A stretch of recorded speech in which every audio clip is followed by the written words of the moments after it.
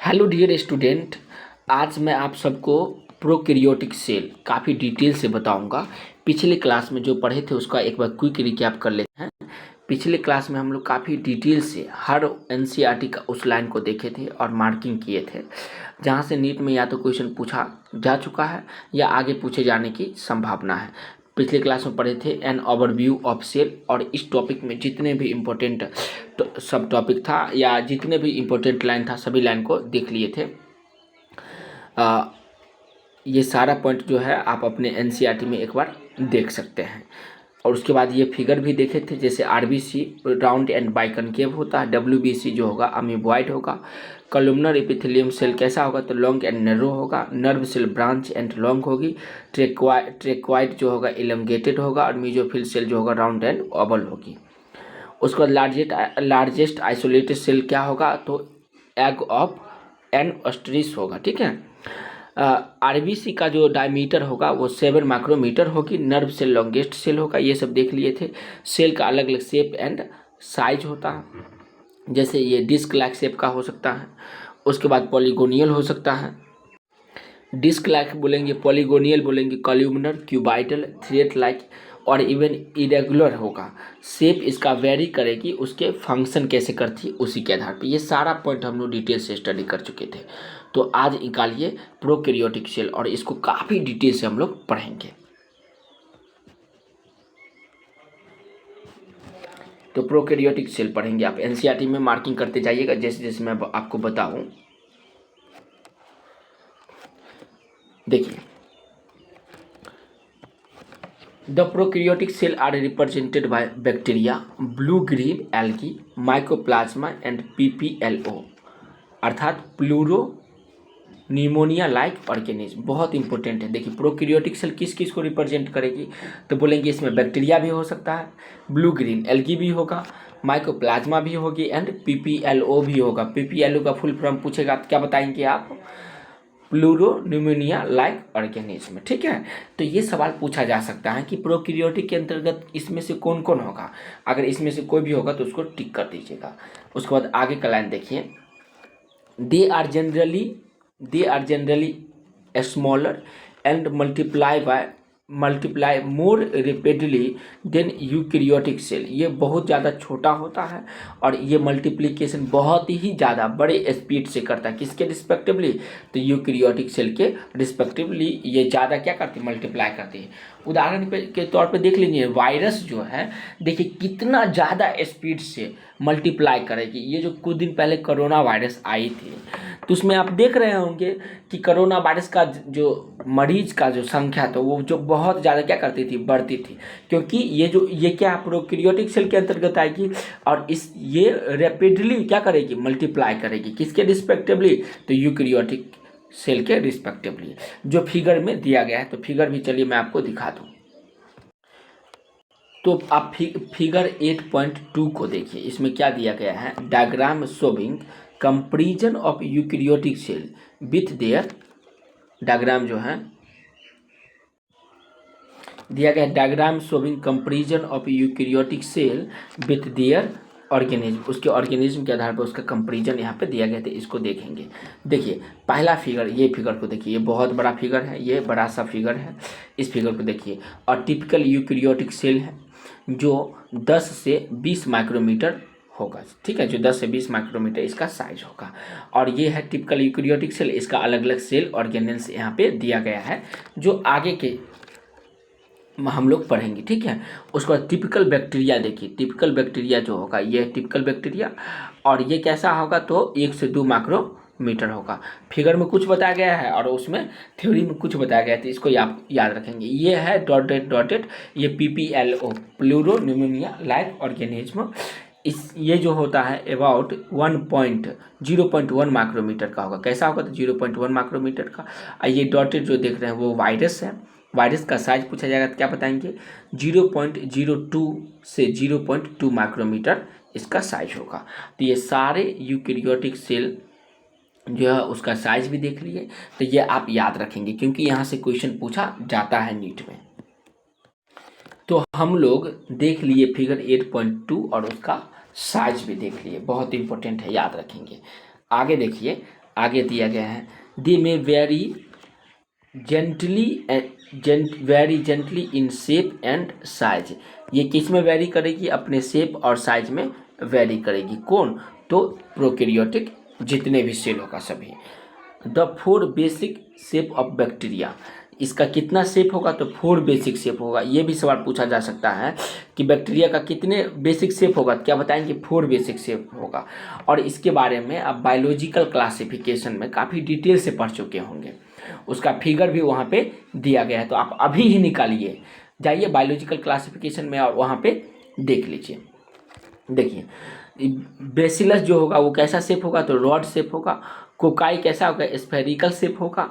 विब्रो कैसा होगा? Coma shape होगी। और स्पाइरलम कैसा होगा? तो स्पाइरल शेप का होगा।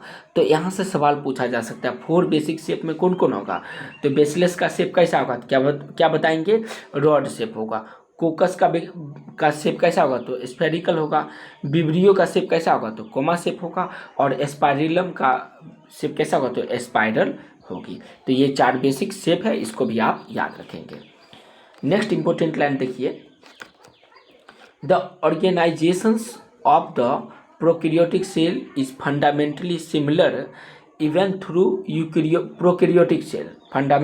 Prokaryotic cell is similar even through prokaryotic exhibit a wide variety of shape and function. बहुत इंपॉर्टेंट लाइन है, इस लाइन को भी देखेंगे।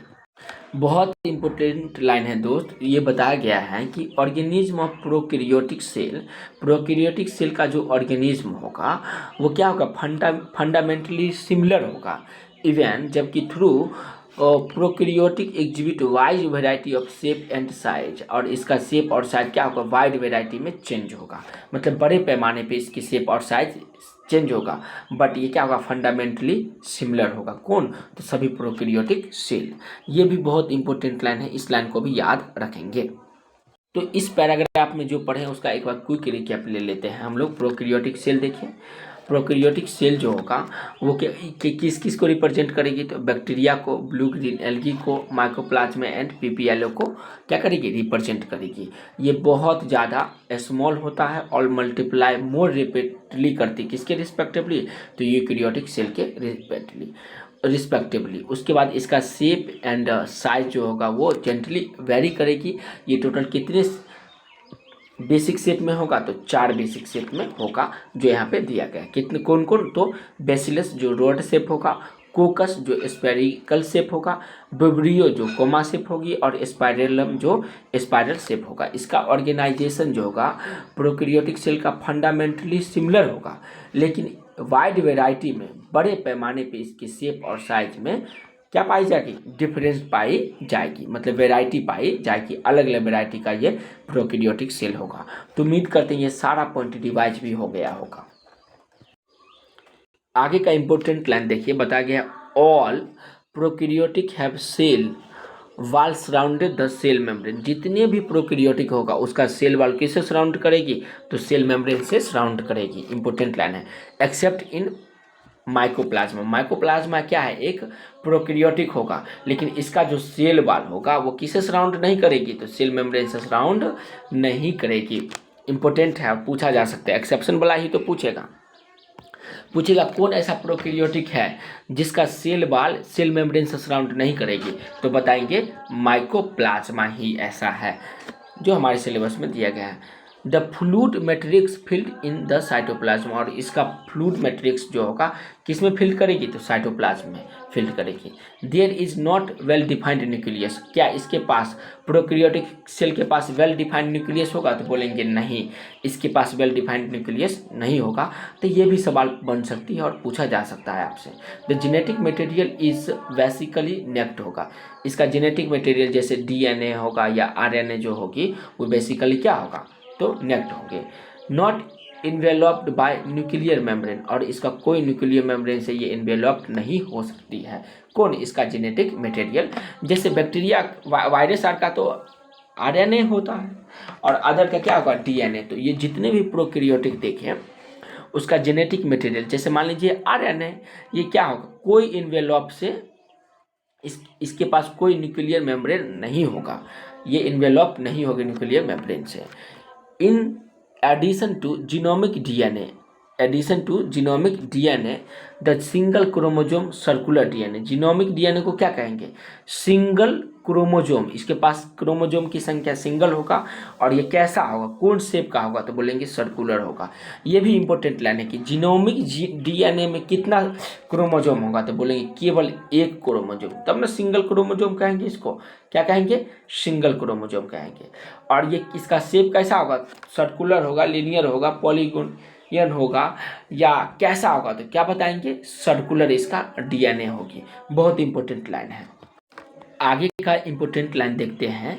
Many bacteria have circular DNA outside the genomic DNA. कुछ ऐसा ढेर सारा ऐसा बैक्टीरिया होता है जिसके पास सर्कुलर डीएनए किसके आउटसाइड होती है, तो उसके जीनोमिक डीएनए के आउटसाइड होती है। जीनोमिक डीएनए किसको कहेंगे? तो जिसके पास सिंगल क्रोमोजोम होगा और ये सर्कुलर शेप में होगी। तो बहुत इंपॉर्टेंट लाइन है कि मेनी बैक्टीरिया के पास, मतलब ज़्यादातर बैक्टीरिया के पास कैसा डीएनए होगा, तो सर्कुलर डीएनए होगा। कैसा डीएनए होगा? सर्कुलर डीएनए होगी outside genomic DNA. Genomic DNA के आउटसाइड में, बाहर में सर्कुलर डीएनए होगा। किसके पास? तो बहुत सारे बैक्टीरिया के पास। This smaller DNA is called plasmid. और ये स्मॉल छोटा सा जो डीएनए है उसको हम लोग क्या कहेंगे? प्लाज्मिड कहेंगे। बहुत बहुत ज़्यादा इंपॉर्टेंट है, तो आप इसको याद रखेंगे। ज़्यादातर बच्चे एनसीईआरटी पढ़ लेता है लेकिन ये बात को समझ ही नहीं पाता। देखिए ध्यान से समझेंगे और इसको अभी ही याद लिखते जाइएगा, लिख करके याद कीजिए, तब आपको पूर्णतः समझ में आएगा। तब एनसीईआरटी से जितने भी जटिल सवाल होगा उसको आप बना ले जाएंगे। देखिए बोला क्या गया है कि मेनी बैक्टीरिया, बहुत सारा बैक्टीरिया है जिसके पास स्मॉल सर्कुलर डीएनए होगा, उसको हम लोग क्या बोलेंगे? जीनोमिक डीएनए बोलेंगे। ठीक है, ये स्मॉल डीएनए अर्थात जीनोमिक डीएनए को हम लोग क्या बोलेंगे? प्लाज्मिड बोलेंगे। The plasmid DNA confer certain unique phenotypic character to such bacteria. ये जो प्लाज्मिड डीएनए होगा वो किसको कन्फाइन करेगी? कुछ सर्टेन फिनोटाइपिक कैरेक्टर। किसके फिनोटाइपिक कैरेक्टर? तो बैक्टीरिया को। अच्छा, फिनोटाइप जीनोटाइप के बारे में हम लोग काफ़ी डिटेल से 12th के जेनेटिक्स का प्रिंसिपल ऑफ इनहेरिटेंस में, नहीं हाँ, प्रिंसिपल ऑफ इनहेरिटेंस में काफ़ी डिटेल से हम लोग पढ़ेंगे। फिनोटाइपिक कैरेक्टर पढ़ेंगे, फिर जीनोटाइपिक कैरेक्टर पढ़ेंगे, मज़ा आ जाएगा। तो इस बात को आप याद रखेंगे, बहुत इंपॉर्टेंट लाइन है। तो ये फिनोटाइपिक कैरेक्टर क्या करती है? ये प्लाज्मिड डीएनए रिप्रेजेंट करती है या certain unique character, phenotypic character को बताती है। उसके बाद one such bacteria is resistant to antibiotic. और इस प्रकार के बैक्टीरिया क्या होगा? किसके लिए रेसिस्टेंट करेगी? तो एंटीबायोटिक के लिए रेसिस्टेंट करेगी। तो उम्मीद करते हैं ये भी लाइन समझ में आ गई होगी। फिर हम लोग आगे का लाइन देखते हैं। आगे का इंपॉर्टेंट लाइन देखते हैं दोस्त। In higher classes, higher class में you will learn that this plasmid DNA is used to monitor bacterial transformations with foreign DNA।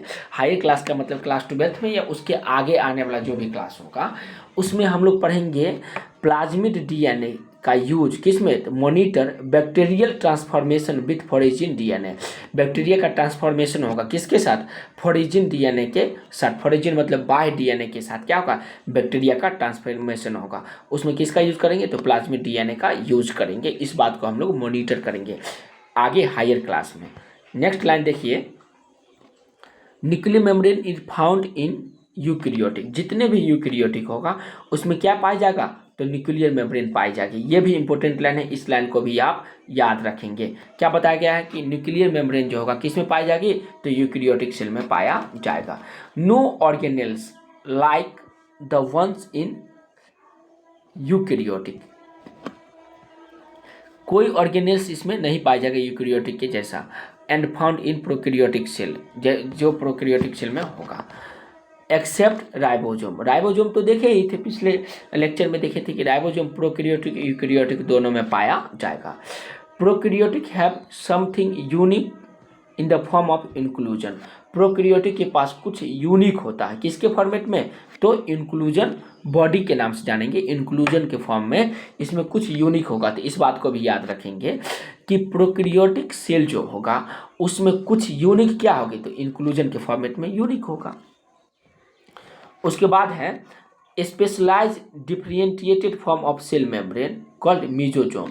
और ये स्पेशलाइज्ड डिफरेंशिएटेड फॉर्म किसका है, सेल मेम्ब्रेन का, जिसको हम लोग किसके नाम से जानेंगे, तो मीजोजोम के नाम से जानेंगे। किसके नाम से जानेंगे दोस्त, मीजोजोम के नाम से जानेंगे। तो ये भी इंपॉर्टेंट लाइन है, इस लाइन को भी आप ध्यान रखेंगे।